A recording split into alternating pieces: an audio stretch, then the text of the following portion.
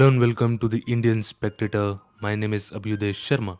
You must have heard of a love triangle, golden triangle which is associated with drugs in the Southeast Asia, but there is another triangle in our ancient history जब हिंदुस्तान की तीन major powers ने आपस में युद्ध किया to control the seat of the power of north India at that time that is Kannauj. Kannauj की मिट्टी की सुगंध ईस्ट में पालास जिनका शासन प्रेजेंट डे बंगाल में था, वेस्ट में गुर्जर प्रतिहारास जिनका शासन प्रेजेंट डे राजस्थान में था, और डेक्कन में राष्ट्रकूटास जो प्रेजेंट डे महाराष्ट्र के थे. अब तुरंत आपके दिमाग में ये सवाल आना चाहिए कि why Kannauj, what was so special about it. इसका आंसर है because it was rich in resources, in trade, in agriculture, just like the Magadh during the time of the Mauryas. अब हुआ ये कि हर्षवर्धन के बाद नॉर्थ इंडिया में एक पावर वैक्यूम क्रिएट हो गया. मौका देखकर कश्मीर के राजा ललित आदित्य भी वहां पर आए कन्नौज को अपना बनाने के लिए. बंगाल जिसका दूसरा नाम गौड़ था उस पे आक्रमण करके वहां के राजा को भी मार दिया. लेकिन जैसे ही पालास और गुर्जर प्रतिहारास आए, इनकी पावर कम हो गई, सिंस पावर इज रिलेटिव. जैसे अभी तक पापा की चल रही थी, लेकिन जैसे ही दादाजी घर में आए पापा की पावर थोड़ी सी कम हो गई. Now we have got some sense of what is happening in north India and who are the major parties involved. और अब हम लोग उन्हीं मेजर पार्टीज को वन बाय वन देखेंगे. First we have with us is the Palas. Pala empire was founded by Gopal in 750 AD. इनके राज्य की सीमा तो मेजरली बंगाल थी, मगर आगे चलकर इनकी हुकूमत और भी जगहों पर चली.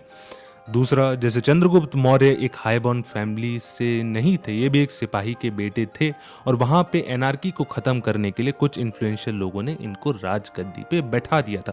इसके बाद आए इनके सुपुत्र Dharmapal ji in 770 AD. During his reign the famous tripartite struggle between Palas, Gujar Pratiharas and Rashtrakutas happened, which ultimately tilted in the favor of Gujar Pratiharas under Nagbhat the second. In order to expand his empire in the east, प्रतिहार के राजा ने बंगाल पे आक्रमण कर दिया, मगर इससे पहले कि पालास को जवाब दे पाते, राष्ट्रकूट के राजा ध्रुव ने गुर्जर प्रतिहार के राजा को चेकमेट कर दिया. ऐसा करने के बाद राष्ट्रकूट के राजा तो वापस डेक्कन आ गए. गुर्जर प्रतिहार के राजा ने राजस्थान में रिफ्यूज ले लिया, जिसकी वजह से कन्नौज का मैदान पूरा खाली था. यह देखकर धर्मपाल जी वहां पर चले गए, एक ग्रैंड दरबार किया ताकि अपनी अथॉरिटी को स्टैम्प कर सके. मगर जैसे जीवन का ग्राफ सीधा नहीं चलता, टेढ़ा मेढ़ा चलता है, उसी तरह जब गुर्जर प्रतिहारस की पावर नागभट्ट द फर्स्ट में रिवाइव हुई तो धर्मपाल जी को 2 कदम पीछे लेने पड़े. मगर फिर भी उनको मोंगीर में, which is present day Munger in Bihar में, हार का सामना करना पड़ा. धर्मपाल जी के बाद इनके बेटे देवपाल ने 810 में राजगद्दी संभाली. इन्होंने ईस्टर्न एरियाज और आसपास की जगहों पे ही फोकस किया, जैसे कि प्रगज्योतिषपुर जिसका दूसरा नाम असम है, Orissa, and some parts of Nepal were also brought under his suzerainty.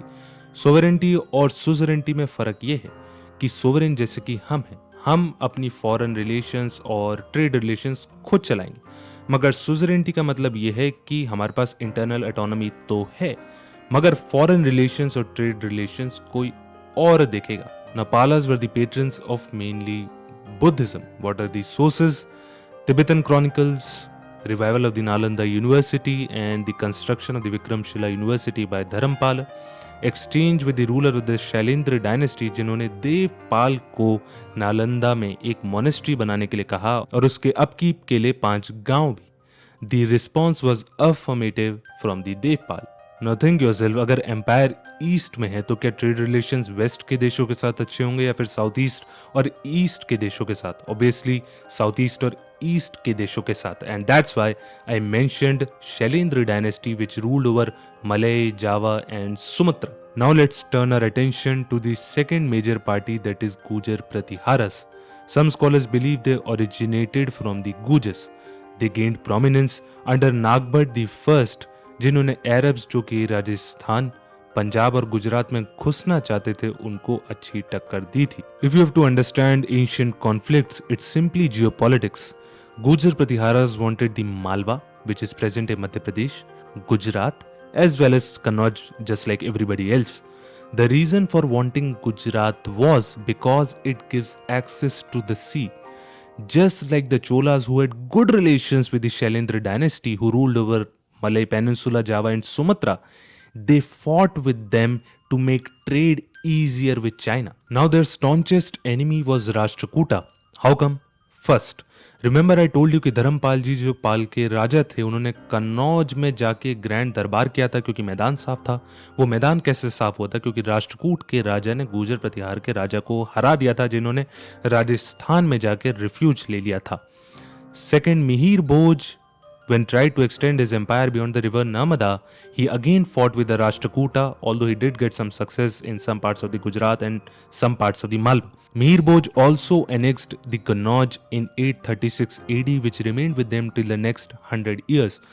और इसी वजह से आप समझ सकते हो अगर आपके कोई गुर्जर फ्रेंड्स हैं कि उनकी कम्युनिटी में मिहिर भोज की इतनी मान्यता क्यों है। Third time when Rashtrakuta and Gujar Pratiharas came face to face was between 915 AD to 918 AD when Rashtrakuta king Indra III attacked the Kannauj and devastated the city.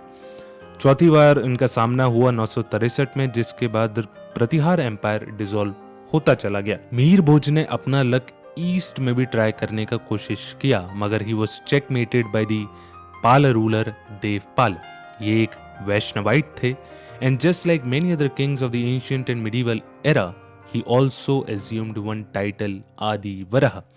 And just like the Palas and the Rashtrakutas, they were too the patrons of learning and literature. Great poet and dramatist Rajashekara lived at their court, who wrote the famous play Karpur Manjari. They also beautified the temples of Kannauj, जैसे मैंने आपको बताया था कि कन्नौज उनके पास लगभग 100 साल के लिए था। Next and the final party we have with us is the Rashtrakutas, who ruled the longest and was one of the most powerful. और मेरे पास रीजन है उनको पावरफुल कहने के लिए। Rashtrakutas not only checkmated the Gujar Pratiharas beyond the river Narmada, but also Krishna III went further south and defeated the Chola ruler Parantak I in 949 AD, जो अपने आप में ही काफी शक्तिशाली थे। Rashtrakuta Empire was founded by Danti Durg and their capital was in Manyakhet or Malkhed, which is near the modern day Sholapur. And just like the Cholas, जिनके founder तो विजयलयी थे, but their most important rulers were Rajaraja and Rajendra I.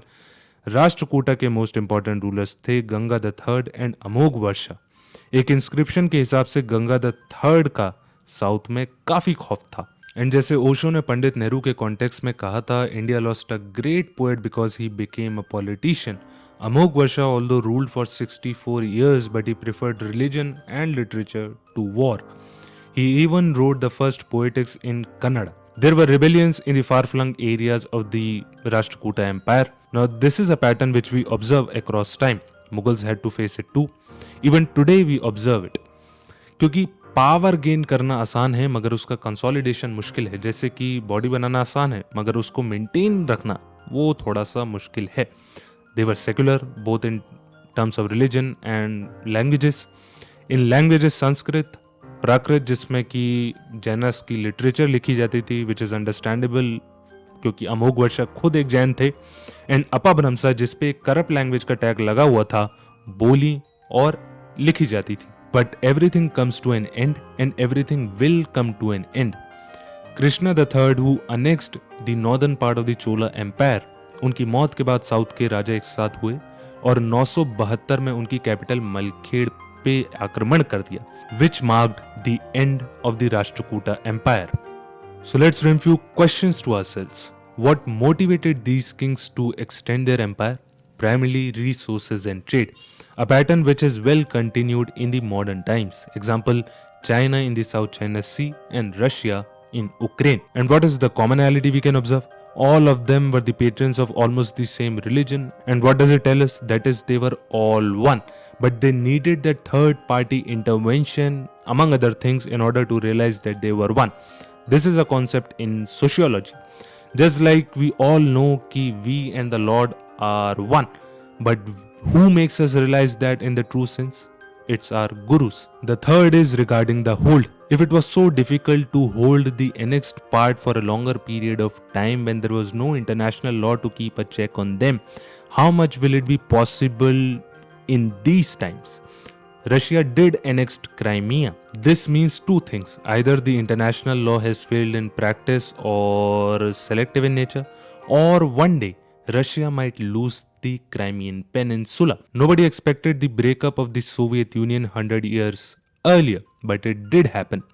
As I always say, there is nothing certain except the Almighty. So that's it with this video. Take care of yourself, your family, keep smiling, have a good, loving, and a peaceful day.